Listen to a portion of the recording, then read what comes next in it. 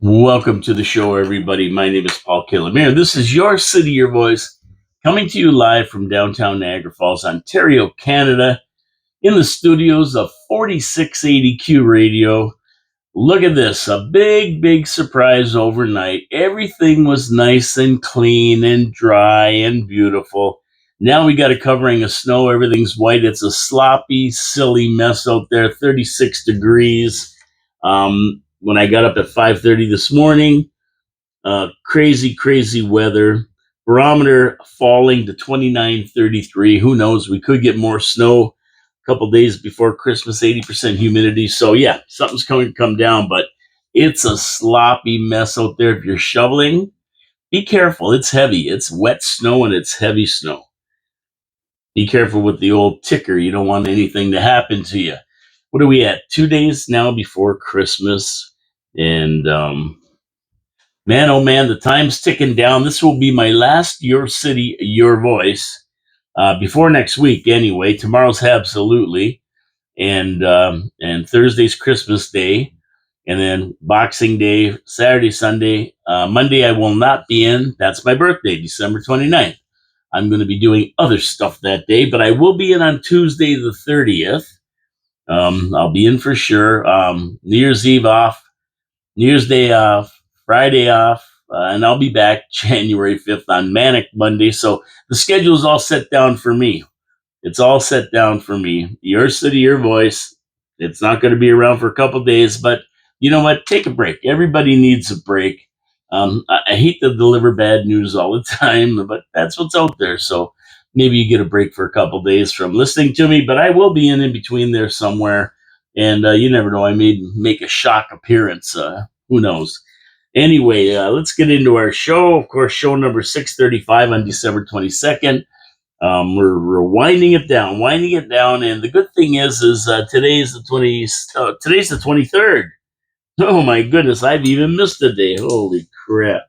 It's the 23rd today. My goodness. Okay, so we're 2 days past December 21st, which is the shortest number of daylight hours of the year, and that means every day now we're taking it tick. We're getting a couple minutes going a day. We get 3 or 4 days here, and then we start getting 2 minutes a day. So by the time we get to the middle of January, you're going to see daylight lasting longer and longer, and away we go. We're on the right side of it right now. Now, I know it's a sloppy mess out there, and this is what I'm talking about. Yesterday, I was saying, you should get your car into Wild Bill's Auto Repair and Body Shop, get it looked at before we get this kind of stuff. And this kind of stuff is going to get more frequent. It's going to get like this more and more as we enter January, February, until we get into March. So get your car in, get it checked out. Today's a miserable day to be out there. 35 degrees, chilly, damp. It's not a day to get stuck. Let Ken Hunter at Wild Bill's take a look at your car. Check your battery, check your heater, check your defroster, check your tires, check your brakes, check all your systems to make sure your car don't break down when the weather gets goofy out there. When the weather outside is frightening. Yeah, you don't want to be broke down. Wild Bill's Auto Repair and Body Shop, Oakwood Drive, next to the Kia dealership, full auto body shop. Hey, full body shop there. They're going to take your car, and when you get in a wreck, they're going to send it back to you in showroom condition after they're finished with it. You got to love it. Wild Bill's Auto Repair and Body Shop, wildbillsauto.ca on Oakwood Drive, next to the Kia dealership. And when you go to their website, don't forget to go to my channel on YouTube. Paul Lemire 4973 is the channel. You can search it using Your City, Your Voice. Subscribe. I had 200 subscribers. 2 dropped off the out of the world. I don't know what happened. But I wanted to get to 200 before Christmas. I got 2 days to pick up 2 more subscribers. It costs nothing to subscribe. Thumbs up, thumbs down, leave comments. It's all good. We talk about everything on the show. Get involved. If you don't want to get involved physically by doing things, at least get involved with by going to Your City, Your Voice and leaving comments on what you think about stuff. Okay, let's get the shopkeeping out of the way there. Now, Pete's Pizza, Victoria Avenue is my second sponsor. I'll get to Pete's Pizza halfway through the hour at 12:30. But for now, We're 2 days before Christmas. It's over. I mean, 2 days before Christmas, then New Year's, and that's it for 2025. It's going by the wayside, and I don't anticipate 2026 being a great year. But I'll tell you about that before we hit New Year's. It's not like there won't be anything to talk about in 2026. Believe me, um, it's crazy, and that's why I want to come in at least one day between Christmas and New Year's because I want to make sure that at the end of the day, I get any news that I find out from you out there. So, yeah, we'll get in here one day on the 30th for sure. You never know. I might get the itch to get in a couple days. But that's what I'm planning right now. Okay, so what do we got to talk about today? There's lots to talk about. I think the first thing I want to talk about is I want to review the Diamonds and Coal show. We had the Diamonds or Coal show. Wheels came in and we put diamonds or coal in City Council's stockings to hang them by the chimney with care. So we based our Diamonds and Coal or Coal awards on their performance in 2025, and of course, the 2 years before that also contributed to what we thought of these city councilors. So let's go through it real quick, just so that I remind you what we gave them for Christmas. We're only 2 days away. It's the last Your City, Your Voice show. So let's see what we gave. Councilor Peter Angelo, I call him the Velvet Hammer. One lump of coal. That's it. We gave him one lump of coal, and that's that for this year. Same as last year, I believe. Councilor Strange. Called him the champ before. Now a lot of people are calling him the chump. And we all know why. 5 lumps of coal this year. Down, you got one more lump of coal from last year. And we gave you our reasons before, so tune in to last Friday's show if you want to see the reasons why we awarded what we awarded. Councilor Newesteg Motormouth formerly only ate 4 lumps of coal, ineffective. Just raise our taxes all the time. I mean, just yeah. Councilor Carrio, the chief, no coal, no diamonds, nothing. He's going to have an empty stocking this year, and like I say, with him, he's kind of brand new to city council as far as this term goes. But he was on city council for a long time. I expected him to really attack the capital budget, save us some money. He never did, but he never really did anything that I can criticize him for. He stood up and made a lot of good points during the months that he was a counselor leading up to the new year. So we'll see what he does. Maybe he'll redeem himself and get himself a diamond if he attacks the operations budget come January. Councilor Lococo, Diamond Lori, formerly Sally McQuestion. She got the 100-carat big diamond in her stocking, well deserved. Yeah, Lori, we need more like her. That's why I call her Diamond Lori now. Before I used to call her Sally McQuestion because she had a lot of great questions all the time. Councilor Baldinelli, no dose, never changed his name. 2 lumps of coal. That's about it. Councilor Baldinelli really never does anything good, never does anything really bad. He votes for everything. Of course, he goes along to get along, and that's about it for him. Really, no consequence. A lot of these guys I look and I say, if they weren't there, would city council be any better or any worse? It wouldn't be any worse. It wouldn't be any worse. You wouldn't even notice them gone. Really, they're not a factor. They're never a factor. Councilor Mona Patel, nincompoop, formerly called her Triple F, 4 lumps of coal up from 5 lumps last year. So Councilor Patel, although slow, seems like she's maybe getting it a little bit. I think she had a better year in 2025 than she did in 2022. That's for sure. 23, totally bad. 24 was nothing to write home about, 5 lumps of coal. But this year, I think she's doing a little bit better if she could just get rid of the grandstanding and the baloney. Like, she's not the entertainment director. That's where she really fails. She's still a coal. She's a coal miner's daughter, yeah. That's the bottom line. And Councilor Dabrowski, the Polish rifle, I call him, 3 lumps of coal. 1 lump of coal. Dabrowski, 1 lump of coal. And once again, he's entertainment director. He really, I haven't seen him do anything fantastic or that. He complains about the budget last year, and then he put his hand up to pass it when it was passed. He would not vote. He would vote against it. You don't like it, vote against it. Don't just go along to get along. I can't stand that. I mean, if you're gonna do that, like then you're just like, and once again, if he's there, if he's not there, does it make a difference? Since he came, is that chair after Wayne Thompson did absolutely nothing? I mean, the poor guy wasn't in shape to do anything. Has that chair been filled by a guy that's really dynamic and doing stuff? No, no. If he wasn't there, you wouldn't even know the difference. So there you go.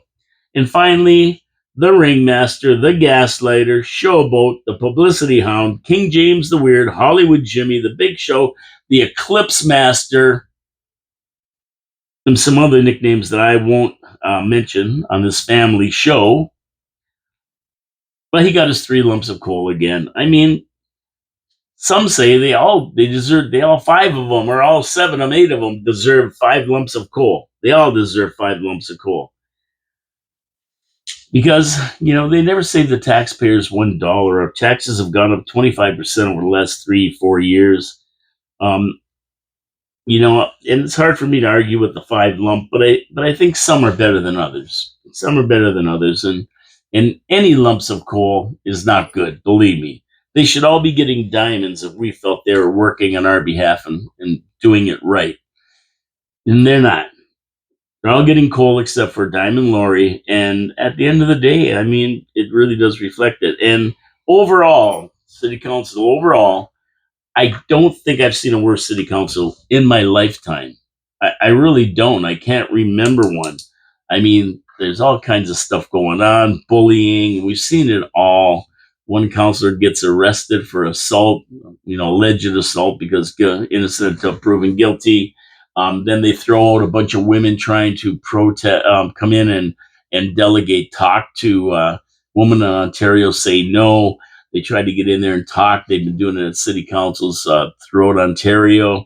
They wouldn't let them on there. There's a violation of freedom of speech. Then they arrested them, called the cops in to arrest them. They weren't doing anything. There's a violation of our freedoms right there. Jimmy Diodati called the cops on them, and it took them out of council for no reason. They're holding signs. They weren't racist. They weren't hate speech. They just said women in Ontario say no.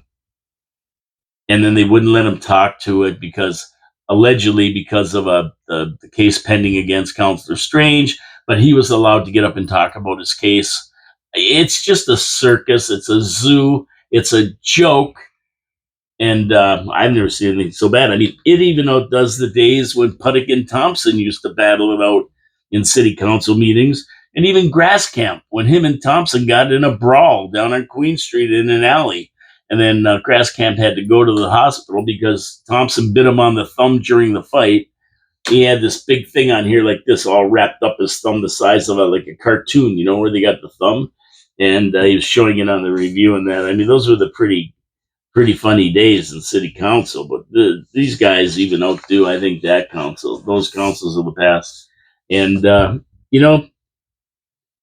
even the ones with Iannone, I don't think they were as bad as today. They were pretty bad, but I don't know. That's the rundown of another year of diamonds or coal. It's last year for this council, last budget for them because 2026, the election's in October and the budget will come down at the end of November, just like it does all the time. The capital budget and the operations budget will come down in January, so we'll have a whole new council that is going to be dealing with the budget.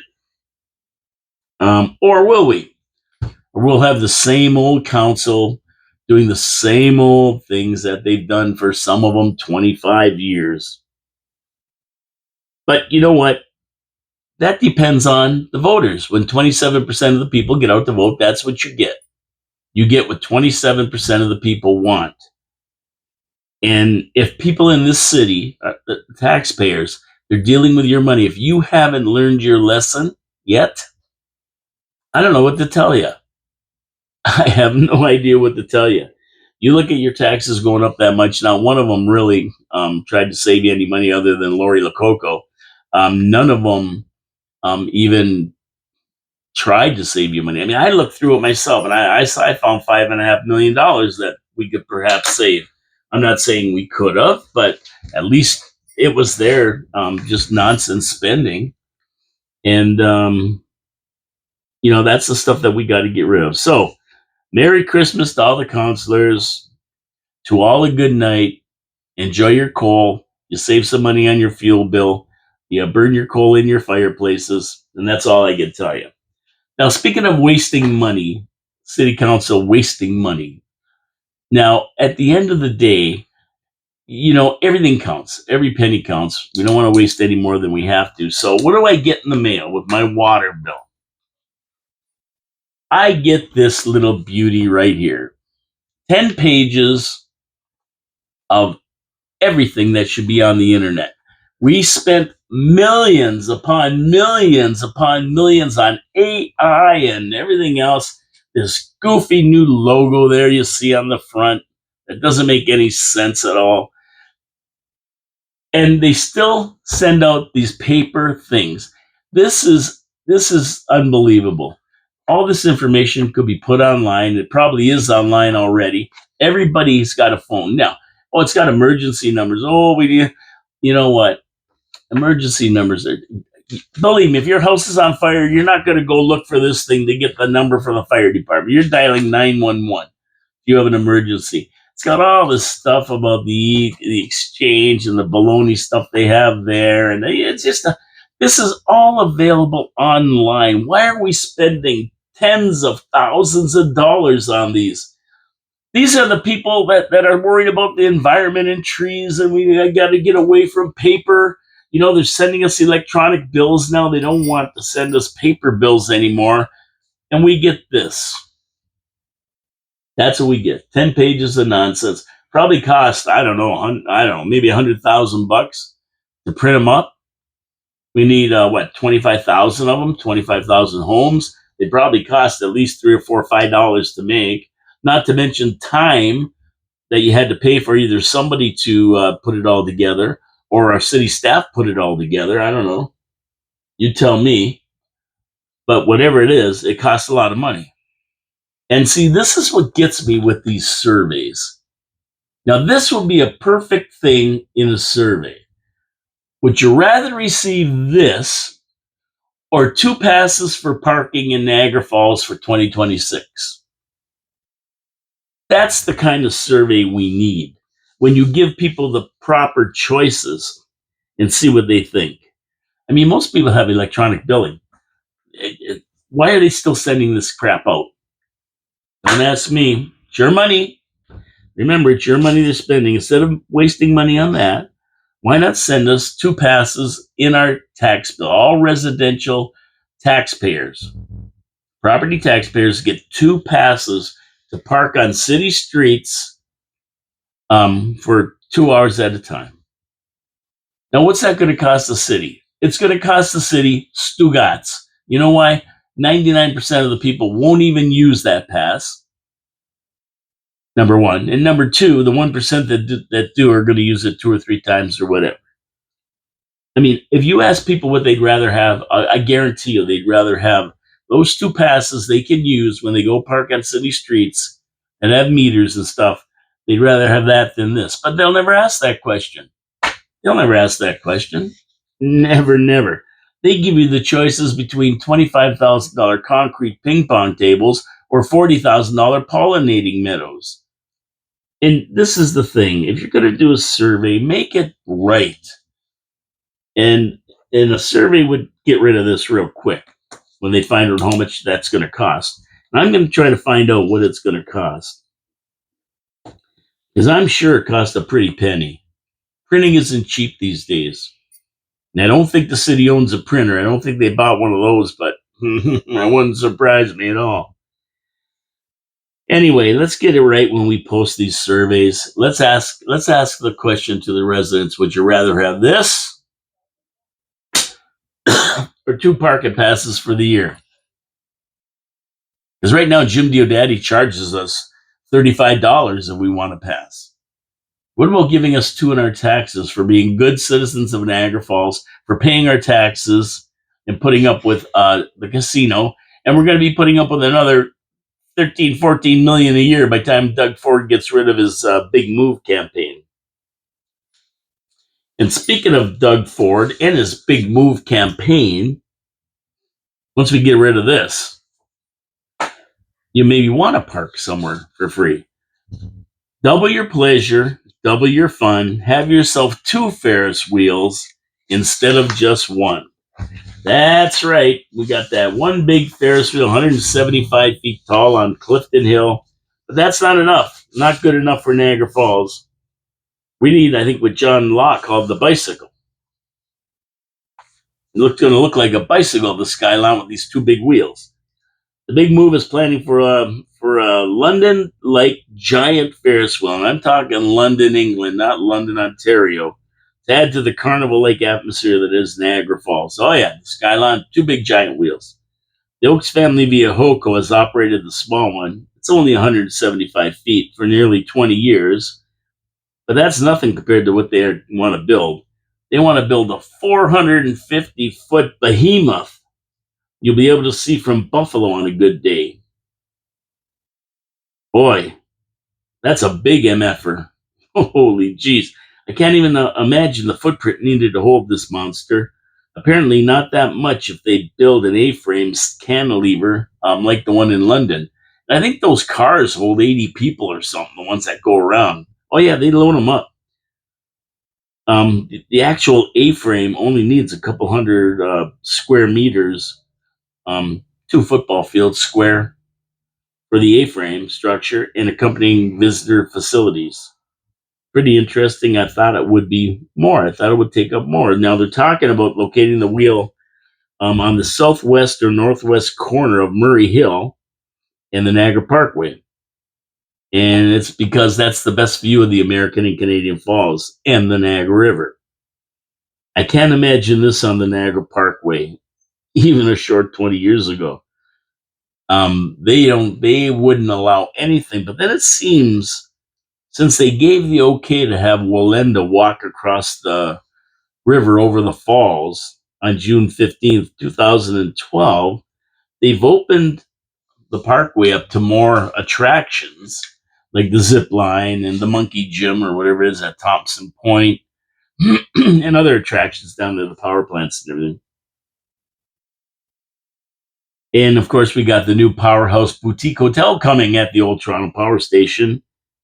So we have zip line, check. Powerhouse Boutique Hotel, check. Giant Ferris wheel, check. Elevated rail system, check. Yeah, they want to put a monorail type of system, elevated down there, which I like that idea, but I think they should run it through the city. They should just keep running it and run it right down River Road and up to Queen Street and around the corridor right over to Thoroldstone Road. I think they should run it there, the whole thing. And I wouldn't be surprised that maybe there's just a small casino at that Toronto Power Station Hotel. That wouldn't surprise me. You can almost put money on that one. Yeah, bet 15 red. Oh well, or is 15 black? I don't know. I'll play a lot of roulette. Oh well, we're going to be Vegas North. The theme is go big or go home. The big move, game on. Thanks to Ray Spaterio, the review, for the article on the new Ferris wheel. It's going to be interesting if that puppy goes up. That's going to be a biggie. That's a big one. A big one. And speaking of Ferris wheels and trolls, Councillor Ruth Van Nieuwesteeg somehow got appointed to sit on the board of this new whatever it is to guide the big move by Edsel Ford to turn Niagara Falls into Vegas North. Destination of the century. Vegas North, Niagara Falls, Vegas North. Yeah. That's right. Her reward for throwing herself on the proverbial samurai sword during the election, just a short, 6 months ago in the spring? Yep. She was the MPP candidate for the Conservative Party, and she was running against the Cheeto Bandito, Wayne Gates. She never had a prayer, not even, she got landslided. It wasn't even close. It wasn't even close. But I guess you do get a reward for throwing yourself on the samurai sword, a real live seppuku, that's what they call it, for the Ford Nation, being absolutely demolished, but coming back strong to be on this board. I mean, she can't handle being on city council. How's she going to handle $1 billion decisions? Oh, those meetings by that board are going to be going into the wee hours as Motormouth runs up and blabbers. My advice, don't watch these meetings if you can help it. You'll be up all night if you really want to watch it all.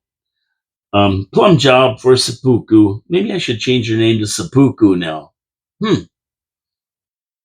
Councillor Van Sakuku. Seppuku. Yeah, maybe I will. Maybe with the election, I'll only be there till October.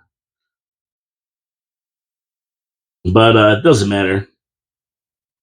This Ford government stinks. I'm going to tell you that right now.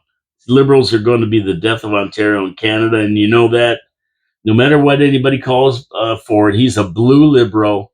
He's a liberal. They're all blue liberals, like it or not. Now, if being on this board isn't bad enough, I've heard some chatter from people about her being the new chairman of the Niagara Parks Commission. Are you kidding me? I mean, that would be a disgrace. That would be a disgrace. But one thing, she won't be on city council anymore. That happens. But that would be a total disgrace, man. I bet you Councilor Triple F is jealous right now because she wants power. She wants to move up. She wants to be mayor one day. Power is good for her. If they asked her, and you know, she's conservative, so who knows? I don't think they would put her at chairman of the Parks Commission, but she'd love to be on that board, making big $1 billion decisions. Important muckety schmucks. I don't think so. I don't think so. They never announced that, but you never know. DEI hiring and appointments means she still has a shot, but I don't understand how. It blows my mind. It blows my mind. It's a samurai a seppuku appointment. That's all it is, guaranteed. Okay, speaking of Niagara Parks, Johnny Ringo Beam brought up a great point this morning when I was speaking with him, the man of knowledge. I was touting Hollywood Jimmy as the next chairman of the Niagara Parks Commission. I truly believe he's going to be it. Now that Bob Gale is stepping down to be chairman of the region, regional chairman, replacing Jim Bradley, who passed away, God rest his soul. So Johnny said that could be, but there's another conservative that's still hanging around, and he's into the party big time, into the parties, and that is Bart Maves. And Johnny's thinking Bart Maves could be next, and hey, I forgot about Bart, but you know when he took Polyev to Chris Regis's restaurant down in Niagara Lake, the old Fire Hall restaurant. Excellent food, by the way, if you ever want to go for a nice dinner. Yeah, he had Polyev in there, and guess who got him? Was tagging along with him, Bart Maves. And Bart was big in the party. I think he was an MP, though. I don't think he was an MPP. I think he was an MP. I could be wrong. But regardless, hey, why wouldn't Ford appoint him? It makes sense as well. And maybe Jimmy don't even want to be it because he wants to hang around, get another mayorship, and be able to cut the ribbon at his new hospital that he's waiting for, and also see the University of Niagara Falls, the diploma mill, coming to fruition. So who knows? It's going to be interesting who they appoint. But I forgot about Maves. Sorry, Mr. Maves, because you're a great guy, and I have no problem with you running that Parks Commission at all. But we'll see what happens. I know the province runs the appointments. and the giant Weeble from Queens Park, Doug Ford, probably will get to appoint it, the new leader. So I don't know. I just think King James the Weird is the better option. He's the promoter, and that's what they need at the Parks Commission. He fits the bill really good. But thanks for that, John. I forgot all about Bart. He's a great guy, and he could be the one. Okay, let's see now. We're gonna move on, but first I want to get to my second sponsor, Pete's Pizza on Victoria Avenue. And I always talk about pizza. I don't know. I love pizza. It's my favorite food. That and pasta are my favorite foods. And you're probably looking at me going, "Yeah, it looks like it is." Okay, I can take that. I'm complimented by that. But I want a consistent pizza, consistently good, and that's what Pete's Pizza on Victoria Avenue, and now their new location on Thoroldstone Road and Kaler Road in the northwest part of the city. That's what they bring to the table: fresh ingredients, Mancini family recipe for sauce and crust, a nice blend of brick and mozzarella cheese. Put on the pizza in the right ratio with the sauce so you get all the flavor coming out of the sauce and the cheese. And then you throw on those fresh ingredients, those fresh toppings, and you got yourself a winner. But the key is they can repeat that time after time after time. They are consistent. You don't like pizza? Hey, there may be somebody in the world who don't like pizza. I'm sure there is. Well, guess what? They have a full menu: poutine, steak and cheese poutine, panzerotti, chicken parm sandwiches, steak sandwiches. They do it all there, and they have some of the greatest chicken wings in the city. So you can't go wrong with Pete's Pizza on Victoria Avenue, 905-374-2222. Call and get your pizza today. You can go to their website, petespizza.victoria.ca. Order off the website. They use Dine, they use Skip, they use all those services. You can't go wrong. Hey, it's Christmas. Treat yourself. You don't want to sit there cooking with people coming over. Have a nice pizza. Can't beat it. And guess what? The mooches that come over to visit, guess what they're going to love? They're going to love the pizza you put out in front of them as they're having their eggnog and rum. Pete's Pizza, Victoria Avenue. Support our sponsors. They support the show. They're good corporate citizens. Okay, the feds have called everybody back to work from their pajama home jobs to actually work in an office with other people. Oh, the disaster. Everybody's whining and crying. Unfortunately, there are so many pests in the buildings they have to return to. They're going to have to delay the callbacks. Wow, that's pretty wild. That's right. Bats, birds, ants, bedbugs, bees, wasps, and other small insects and rodents have taken over the buildings that they closed down and during COVID and let everybody work from home. And the vermin in there. I'm not talking about the employees. I'm talking. That's what happens when you allow the DEI employees to bring their pets to work. Then tell them to go home, wear a mask, and be good employees.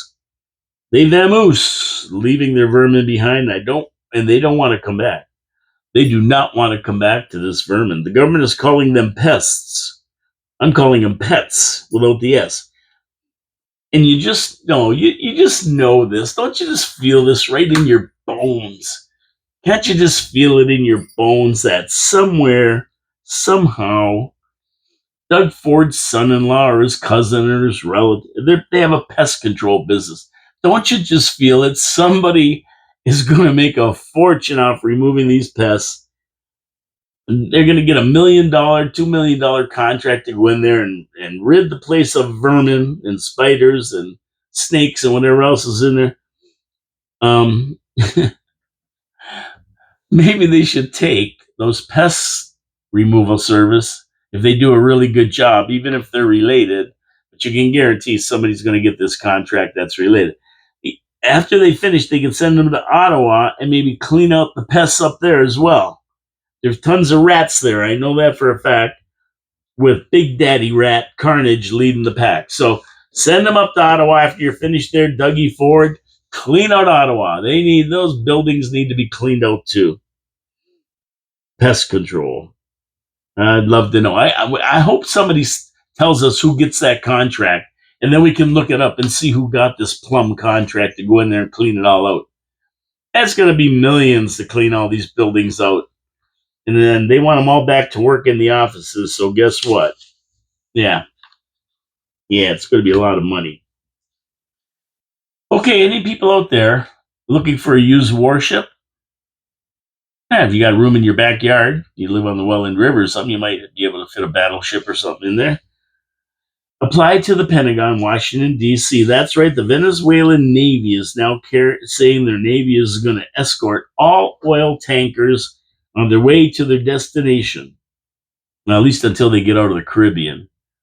Mostly communist countries like Canada, China, Cuba, wherever these big boats full of oil are going, the United States is going to seize them, and they're going to be guarded by Venezuelan Navy ships, which the United States is going to seize them too if they don't scuttle them and make new reefs for the tropical fish in the Caribbean. But they might just have a few extra warships to sell and put them up for government auction. I mean, you're not going to be able to get the cannons and everything that go with them, let's face it. But they're going to be a nice little boat to have. You can refurbish them into one of your private yacht, pretty cheap. But yep, they're grabbing these boats and they're going to take care of the Navy, the Venezuelan Navy, whatever they have. But I'll guarantee you, they ain't seen nothing until they start to fight with the American Navy and the American military.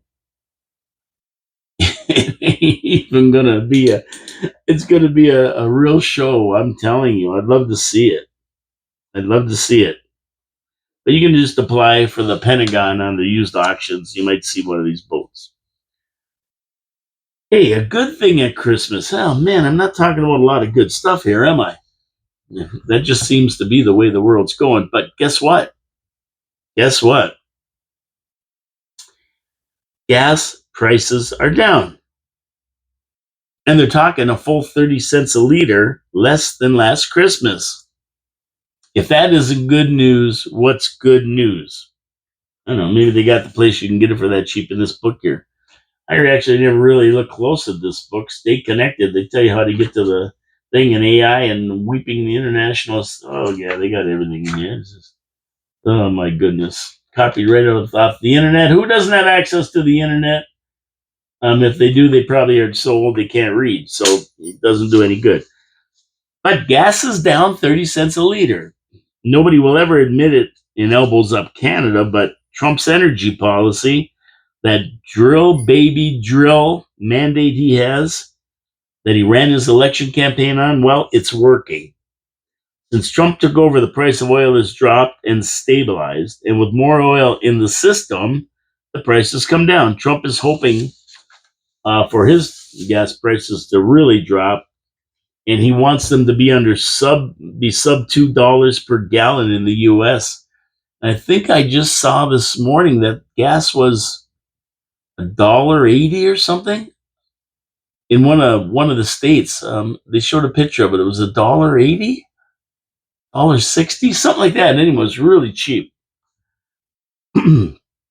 except for sanctuary states, the red states, the Democratic states are like $4.30 a gallon, but the rest of the nation is sitting at around an average of around $2.85. The only ones that are higher than that are the sanctuary states, the democratically controlled states, because they hammer them with taxes like crazy. In blue states like Texas and Oklahoma, the average price is $2.30 a gallon. So Trump is hoping it drops to under $2 a gallon soon. So that's great news. That's great news for the United States.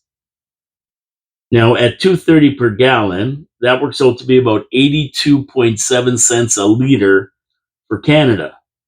And that's using the smaller U.S. gallon and the exchange on the Canadian dollar. So they're saying it's down 30 cents. So I think somebody reported 99 cents in Welland or something. So it has dipped under $1 a liter. But I think it's more like $1.14 or $1.10, $1.15. Most places I saw it. I haven't seen it today. So it's still, 40 cents higher, or 30 to 40 cents higher than in the U.S. when you transpose the American gallon to a liter and then the exchange rate on it. So still cheaper in the States, even with that, if you can find it for 230.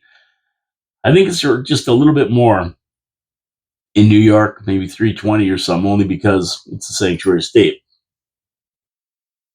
The average price across Canada is $1.22 a liter now, although I've seen people posting as low as 99 cents, like I said, at some stations around the region here. So, check it out. Usually early in the morning, or late at night. What did they say? Late at night? The prices are really low, or early in the morning. One or the other. The prices are really low, and then they seem to go up during the day. And I know. Carnage didn't add any more carbon taxes. Pierre Polyev ran his election campaign on getting rid of the carbon tax. Carnage did it, but as soon as he got elected, he dropped us with a clean air tax. As soon as he got elected to make up for it, now everybody pays instead of just those that were using gasoline.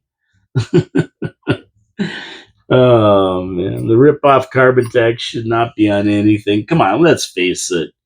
It's just stealing money from hard-working Canadian taxpayers. That's all it is. And they send the money to third world countries who don't give a rat's ass about the air and the environment or nothing. It's stupid. Trump pulled out of all these crazy organizations and scams. No more Paris Accord and all the other stuff.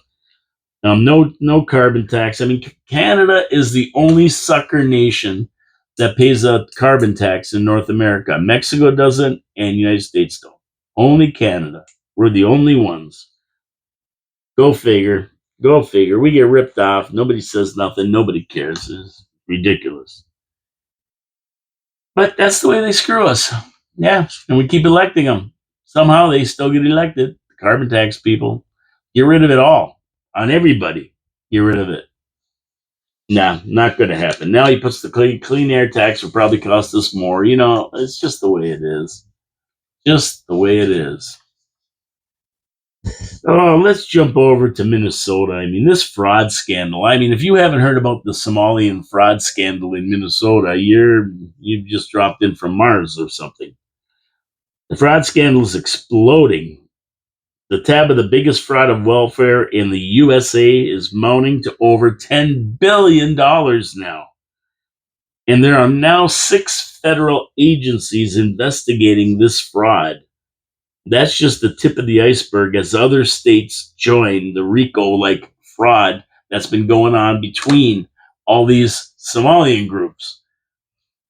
And what they've done is they've attached to the healthcare and got billions of dollars from the feds, fake patients, even, saying there's all these autistic kids and there were none, using kids as a way to defraud the governments. And Tim Walz said nothing. He just gave them all the money. He didn't care. So Minnesota's a big hole right now, big trouble. But the same patterns are erupting in Colorado, where housing benefits went to hundreds of dead people. Yep, they scammed the system for hundreds of dead people, and they're scamming the health system. And in California, new scum territory. And insiders say that the fraud in California makes Minnesota look like small change. Can you imagine that? One county alone in California, LA County, has had $2.3 billion unaccounted for. That's just one county in all of California. 2.3 billion. This could go into the hundreds of billions. That was money supposed to go to help the homeless and just disappeared. And the situation in California is even worse. And this is way bigger than anyone thinks. It started off with a couple billion dollars in Minnesota. Now it's over 10 there, and they're just getting started on other states that have had the same problem. Waltz and Ilan Omar, they're the ones that are under the gun right now, and they're going to be the first dominoes to drop. What's going to be a huge fraud scam. Waltz is going to have to step down. Omar is going to be sent back to Somalia, and right now Waltz has got to beat Mike Lindell, the My Pillow guy, who was leading in the polls right now. Remember, there's an election in 2026 in the fall where they have the midterms. So There's not a chance in hell that Waltz is going to get reelected. He might even be in jail by then. Who knows? But he's on under the gun. Omar is under a gun, and she was the one that pushed for a bill called the Meals Act, which was the basis for most of the fraud. She's being actively pursued as the ringleader and is going to be shipped out. There's already a movement underway to expel her from Congress, and that's going to go through. I mean, 2026 is going to be a year of reckoning for all these criminals, from Hillary Clinton to Obama to what's his name there, Merrick Garland, or whatever, Merrick Garland, and a whole bunch of them involved. Bolton, Brennan. There's a whole bunch that were involved in Russia, the Hunter's laptop, the January the 6th scam hoax. The whole thing is all going down. They're all going down. It's only a matter of time. But like somebody said, before you can run a train down the street, you got to lay the track. You need the track. It's got to be laid. And there goes all the people from there. They go, all the people from Hamel Machine Company. They were up at Grand Central to enjoy the wings and everything. So that's good. Good for them. Merry Christmas. I already wished them all a Merry Christmas. So that's great. So 2026 is going to be the year of reckoning for all these criminals. They're all going to be put away once and for all. That's it. Just hang tight. And if we don't have a world war, because that's out there too right now, 2026 could be a good year. Get rid of all these criminals. I don't know how they're going to get the money back, but somehow maybe. But it's also going to be could be a bad year, because right now around the world it's a jungle out there. Iran's gearing up for war. They're setting up missiles ready to strike somewhere, and it looks like Iran Israel Part 2 is a possibility as we celebrate the birth of Jesus on Christmas. That's what Christmas is about. Of course, Venezuela is an ongoing campaign that is going to be resolved one way or the other. And along with Venezuela, Cuba could fall as well. I think there's Cuban troops in Venezuela right now. They're going to march for Venezuela, and the Cuban people, they're getting decimated along with the Venezuelans without supplies or the petrodollars to buy stuff.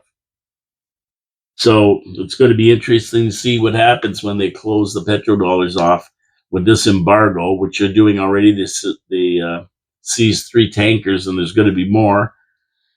And they're blowing up the drug cartel boats, so that's a big problem area. Russia's getting ready for war, and so is Europe and NATO. There's no doubt that NATO wants a war with Russia, as Britain and France are committed to giving the Ukraine support on the ground, pledged boots on the ground, as well as a lot of money and arms. Canada's also pledged boots on the ground if needed, while the USA wants no part of a war anywhere in the world. Unfortunately for the US, they remained part of NATO, which they should have got out of. And in that regard, if NATO goes, they're kind of committed to go. That's part of being in NATO. They should have ditched NATO a long time ago, but they haven't. So we'll see what they're going to do. But that's going to be interesting if they get into it with Russia. And on the other side of Russia, of course, you have China, who's ready to hammer Taiwan back into their fold. They're going to bomb the hell out of them and take them back over. Complete takeover. But Japan, Australia, and the US say no. Don't do it. Don't do it. Unfortunately, China has developed long-range missiles that can hit most parts of United States and all of Canada. Yeah. And they're setting them up to be at the ready. That's a very dangerous powder cake situation with China right now. And if they go into Taiwan, Japan's gearing up just in case. And of course, the United States has told them already, you go into Taiwan, we got big problems. So we'll see what they're doing. And they've got lots of nukes. They're making more. They're making the missiles to actually shoot them off and arm them. Not good.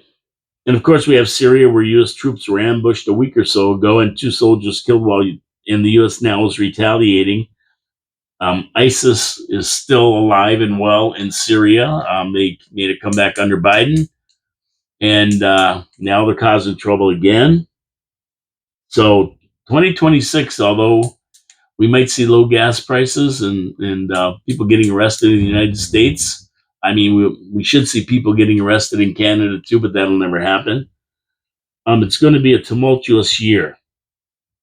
And a world war could break out at any time. Sad but true. It's the way it's going, and it's not a nice thing to have to sit here and talk about. But it's the reality of the world right now, and it's not just about like the old days. The wars in Europe, we went over there and fought. Nothing came over to North America. They didn't fight in our land, but today it's a whole different story. Open borders have meant there's millions upon millions of terror cells in the country just waiting to cause trouble. You might see one of them go off in the next couple of weeks. That's what people are predicting. I don't know. It certainly does concern me. And if I was anybody going anywhere during the holidays where there's going to be large crowds of people and that, I'd be very concerned. Got to watch your back now. And remember, these people don't believe in Christmas. They don't go by Christmas. Hate the infidels. They got terrorist cells, sleeper cells. We've seen them in Australia on Bondi Beach. We've seen these guys shooting up different cities in the United States. Yeah, it's ugly out there, and it's going to get worse. It's not going to get better. It's going to get worse as they try to round these people up. The problem is the authorities have to get it right 100% of the time. If they don't, it slips through. You got trouble. The terrorists only have to get it right once, cause major havoc. That's what you got to remember. So I think 2026 is going to be a very, very trying year for most people. Now, in the midst of all this that's going on, Trump did announce new goals for the U.S. space program, saying that they are going to go back to the moon by 2028. Now, I listened to this. I was kind of laughing. They're going back to the moon by 2028. Did Trump not get the briefing about them never being to the moon? Like, I don't know why he's saying we're going back. I mean, they haven't been there yet. Did he not get the memo?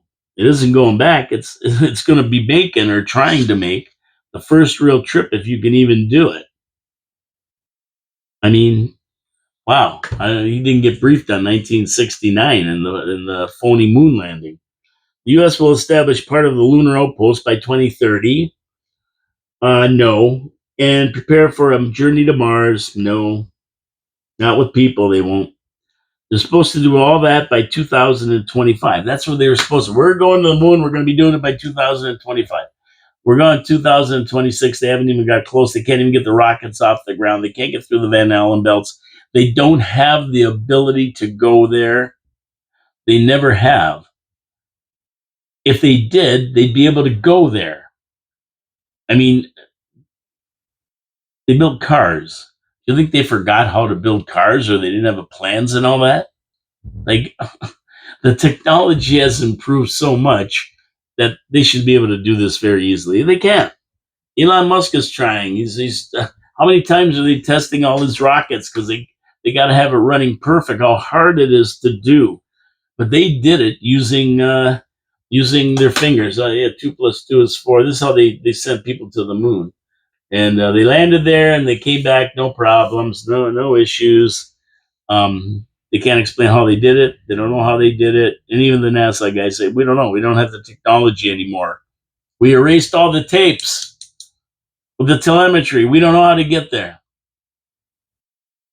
Seriously, folks. If you think they're going by 2028, well, maybe in a studio, maybe in a sound studio or something like that.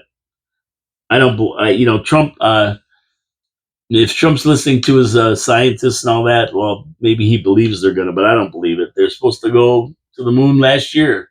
2025 was supposed to be the year, 2026. Now they put it off. They can't even launch rockets, and they're going to go to the moon? Pow, right to the moon, Alice. I mean, I haven't even seen anybody even do a few orbits of the moon, and we're going to go land on the moon and make an outpost by 2030 in like 4 years. Oh, come on. Come on. How is all this going to happen? Can anybody tell me how this is going to happen? It ain't going to happen. If we did it 50, 60 years ago perfectly, shot the rocket, separation, the module, lunar module hanging onto the end of Commander Tom's space capsule. They float to the moon. This thing lets go. Somehow it lands. Then these guys get running around. They bring a space buggy with them. And then this thing takes off. Like, where's all the fuel to take this thing off? Well, how much fuel do you have to have? How much oxygen do you have to have for the astronauts to take a 3 or 4 day journey as orbit, then take a 3 or 4 day journey to the moon, and then land on the moon and stay there a few days, and then blast off? Where do they get all the oxygen from? What, in 1969? No. Without with the technology at hand, we can't do it. I think that tells you all that you need to know about the One Small Step mission. We all witnessed on national TV. And at this point, I'm thinking we won't see much in 2026, 27, or 28. They're not going to the moon. Not possible right now. Maybe AI can figure it all out. Maybe. Who knows? But a real aggressive plan by Trump, 2028 on the moon, and then plan the next excursion to Mars after they build the outpost on the moon.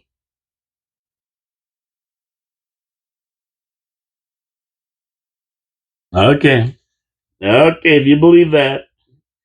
So, as we close out the show today and head towards Christmas, we got 2 days. I want to thank all of you out there for tuning in during the year. You guys are the guys who make this show, the Gary Wilkins and Chris Regis and John Ringo Beam and Dave Wheeler and Al McKay and Penny Brookify, all the people who constantly who comment and leave their opinions there so we can talk about them. You know, it takes a lot more than just me sitting behind here to do a show. It takes John Law and Ray Spiteri and Allison Langley and Bill Sawchuk and Alan Benner. I mean, all these guys that write for the Review, where I get my stories from. It takes the thousands of videos that I watch all the time. Gary Franchi and the rest of the gang that run the news, Fox News, and everybody, where I get a lot of my information. I mean, it takes a lot of people to put on a decent show, and a lot of work. It's a lot of work, to be honest with you. But no matter what, without the people out there, you can't do it. And I thank everybody for that. I want to wish everybody a very Merry Christmas. I won't be talking to you before Christmas on Your City, Your Voice. Tomorrow's Habsolutely. We'll be doing the Habs show tomorrow, all Habs, all show. And I won't get a chance to wish you a Merry Christmas. So God bless you all. Have a very, very Merry Christmas. Be safe out there. Get a bunch of family time in, because that's very important. Um, I sit here every day and try to get my message across. Not everybody agrees. Not everybody likes it, but there's no animosity towards anybody. It's just a show. It's just a show. And I appreciate the people who have subscribed to my channel on YouTube. I only started that about a year and a half ago. We have close to 200 subscribers now. We're growing. We're getting bigger, which is good. More people involved. We have an election coming up next year. But it's important for listeners to share the show as well. Get the show out there to your friends. Everybody should be knowledgeable about what's going on at City Hall. They have a lot of our money to spend, and it's important they spend it correctly and to our best benefit, our best interest. And the beautiful thing about city councils is that there's an election every 4 years. And if they don't handle our money properly, then basically we can fire them. That's the beauty of it.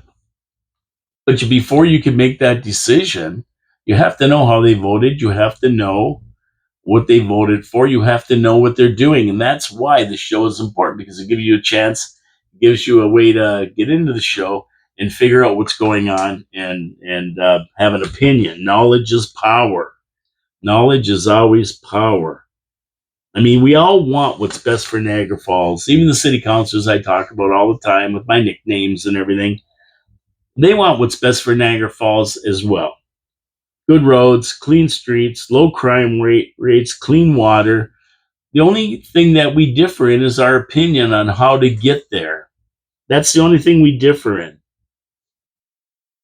I mean, amenities come and go, swimming pools and that kind of thing. They come and go as times get good and times get bad. But the basics, clean water, clean streets, good roads, those basics never change. Good sewers, the infrastructure, that affects our daily life. That never changes. And the only difference we have with anybody else is how we're going to get there, what you believe we have to do to get there. And that's it. But one thing we do know, it takes a competent city council to get all this done and more. And we can't be worried about special interest groups who affect the outcome of everything.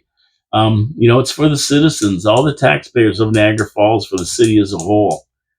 And that's why I'm so concerned about making things better myself here, right? By suggesting places we can save money, by getting us zero tax increases, using very simple math. I'll stand here with a board in the new year. You watch. I'm going to have a whiteboard, and I'm going to go through the math. Uncle Paulie's lesson on the budget.